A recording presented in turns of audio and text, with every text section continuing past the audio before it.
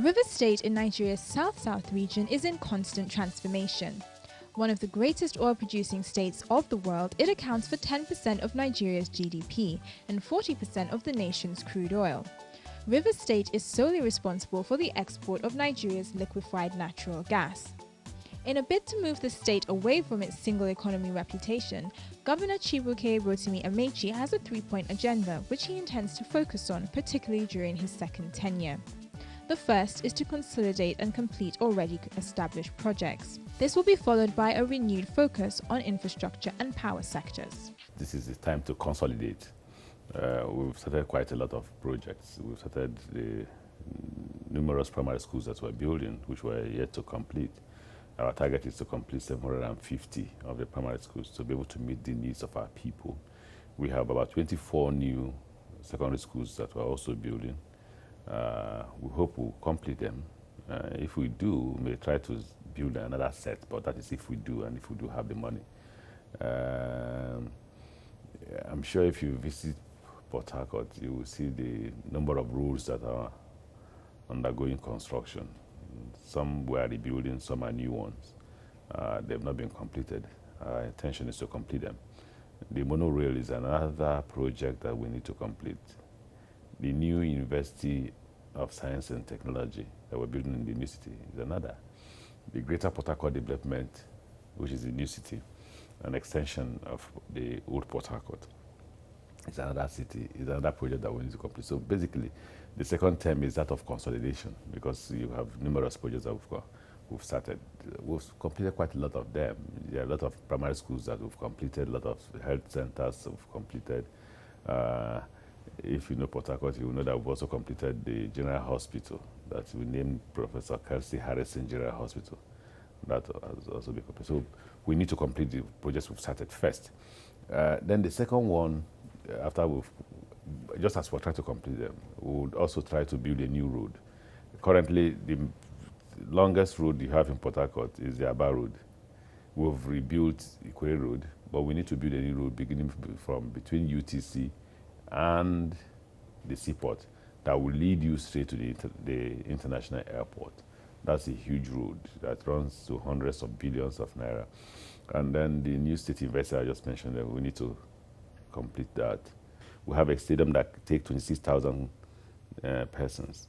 It will be the second stadium in Nigeria that is covered with roof.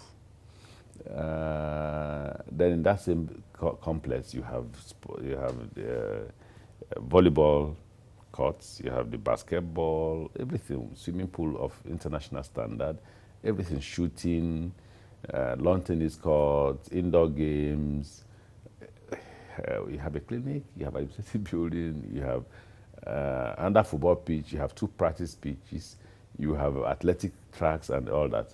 Well-equipped sports complex. So if the Rivers State government wants to host even Commonwealth Games, we'll have the facilities.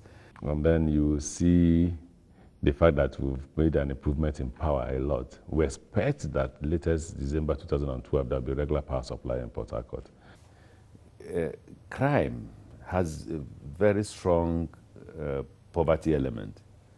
Those who commit crime were not born criminals. It is because society has not been able to provide, giving them an opportunity to exhibit their talents.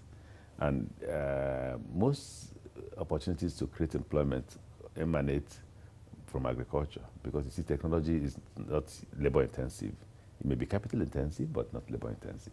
Now, if you need to create for a huge population like Nigerian population, if you need to create employment opportunity for them, then you have to also look at agriculture.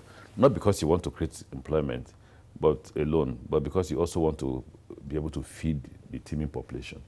So we're looking at oil palm, about 10,000 hectares of oil palm, or 20, depending on how much. We're looking at private investment, not just Rivers State government alone. We're looking at oil palm. We're looking at banana farm. We have a private investor from Mexico who is partnering with us in the banana farm. We're looking at the fish farm. That one, the Rivers State government is going all by itself, but we have an expert from Israel. We've just signed an agreement with SIAT of Belgium to take over the oil palm business, the rhizome palm estate that we have in Rivers State, which again opens up that aspect to the public and then employs a lot of our people that will discourage crime. We are currently looking for investors. We have 20,000 hectares of land that we want to engage in further oil palm business. We're currently working with a Mexican company that wants to invest in banana farm, 2,000 hectares. So we're open in agriculture. There's investment in power. There is investment in what we call phase 1A development, which has to do with the real estate, and then the road infrastructure, water, light, huge. The state's 2012 budget has been christened Budget for Resource Utilization, and it intends to shift the focus of the budget from resource commitment to monitoring of the actual deliverables expected from the various MDAs of government. When we came, it was 80-20, 80 capital, 20 recurrent. I think now we're doing 35-65. 35-65 because the federal government increased salary, and we didn't have any choice but to accommodate the increase in salary. So, and coupled with the fact that we have employed more persons. When we came, our wage bill was 2.5 billion. Now we have 8 billion. It will rise to 9 billion because we're employing 13,000 teachers very soon, so that we can achieve our objectives in the area of education. In terms of capital, I think we're achieving our objectives. We're going to commission 250 primary schools, beginning from between October and November, to about 250 primary schools. We'll commission another 60 health centers to get us to 120. Our target is 160 for health centers. We've done the first 60, we're doing another 60 to get us to 120. Then for secondary schools, we'll first commission the first 250. By the time we finish, we'll focus on another 250, then another 250, because our target is 750 primary schools. Infrastructure development is key to driving forward urbanization. The current administration plans to complete most projects in this sector by the end of 2012, with significant focus being paid to rehabilitation, repairs, and maintenance of roads. While the monorail is a virgin venture in the state, the progress of the project is evident. With an expected completion date mid-next year, the state has invested 60 billion naira on road construction in 2012. There are 3 key areas or 4 key areas we're investing on. We're investing on power, and we've promised our people that by December they should have 24-hour power supply. We're working on it. There's huge improvement now. We've been told there's huge improvement. But if we'll take it to 1 or 2 power projects that you will see, which we intend to conclude before December. But our target is, the one at Elekahia is concluded, so we expect that in the next 1 to 2 weeks, Elekahia should begin to experience, if not 24-hour power supply, they should begin to experience about 20 hours of power supply. It's scattered all over Port Harcourt in terms of distribution, and we expect that power should improve in the next few months. So key to the economic development of the state is power. Then the second aspect is infrastructure development, which then will generate employment. Once it generates employment, crime will reduce. Yes, currently crime has reduced, but we want to bring it to its barest minimum. And infrastructure development is key to crime reduction. Infrastructures like roads, we'll show you the sporting facilities which we are about concluding. We are told between December and March they should be able to finish the stadium.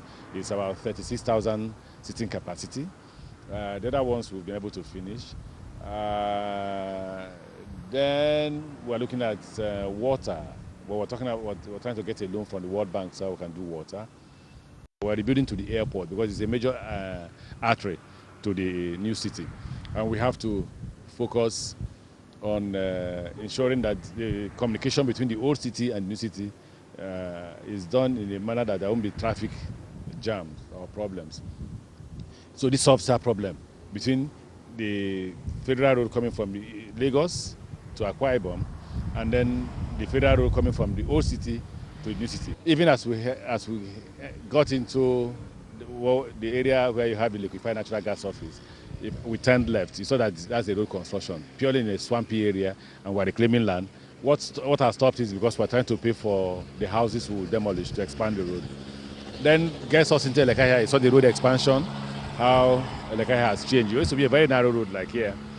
And then from Elekahia, we came into the Kensarawewa Road, which they used to call Stadium Road. That again is expanded. And from there, we came into Chibuike Road, which got us into the road to the airport. And then here. There's so many roads that we've done, a lot of the roads that we've done. We hope that before we leave office, we should be able to conclude them. Power is one sector of River State economy that has seen marked changes over the years and is also a hotbed for investment. Having received an allocation of 25 billion naira to the sector this year, more investment is still needed to support infrastructure within the sector. With the success of its power generation scheme, the state's capital can expect 24-hour power supply by the end of this year. Statewide 24-hour power supply will come online in 2013. There are injection substations all over the state that we're constructing. 7 substations and several injection substations and all that we're constructing to improve on power supply. We currently generate about 545 megawatts and Rivers State just needs about 400, so we should have enough power by December if we get everything right. We also expect that there will be an increase in demand when the demand becomes stable. Those suppressed demands will naturally come up, that's one. Then 2, when people begin to see that the power is stable here, a lot of movement of both business and individuals will come in, so there will be more demand. And we're building there will be another substation, one generating power plant that we're building, so that will make it to 715 megawatts, so we should have enough power supply. Our power plants are up for sale. An investor is bringing over $300 million to buy 70% equity into our power plants. I suspect if we complete the distribution network, we'll also sell it. Once there is stable power supply, then the economy will grow because people will begin to do more business. Take, for instance, the quick example I give, very small business. There are a lot of people who have barbering shops. There are a lot of people who have what they call business centers. Now they buy what Nigerians refer to as pass my neighbor generators. If a man who has a barbering shop knows that he will have power supply, then the money he will have used to buy a pass my neighbor generator, he will establish a branch, and then we'll create employment by establishing a branch, because he won't be in the 2 places at the same time.